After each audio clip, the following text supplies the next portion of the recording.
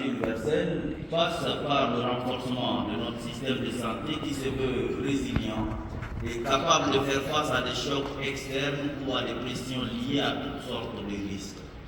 Concernant la couverture santé universelle, le Tchad a entrepris depuis 2011 plusieurs démarches préalables et a conduit à la mise en place d'un cadre politique et stratégique aligné aux principes de base de la Constitution de la République du Tchad qui consacre le bien-être et le droit à la santé à toute la population.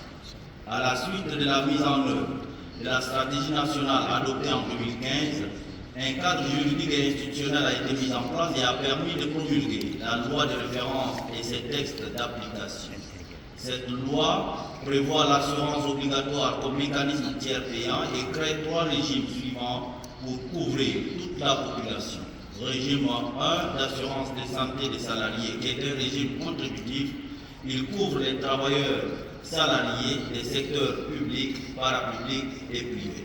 Le régime 2 d'assurance santé des indépendants, qui est contributif également, couvre l'ensemble des travailleurs indépendants des professions commerciales, libérales, artisanales et agricoles. Et enfin, le dernier régime, qui est le régime 3 d'assistance médicale, qui cette fois-ci est non contributif, couvre les personnes économiquement démunies. Respectant les engagements pris en septembre 2019, le Tchad a mis en place des instances de gestion et de régulation et développé un plan de déploiement de la CSU 2024-2028.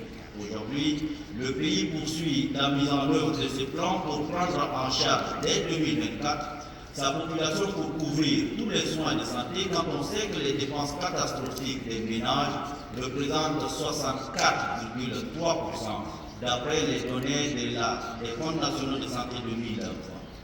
Par ailleurs, le Tchad vient de boucler son évaluation externe conjointe du RSI en ce mois d'août 2023.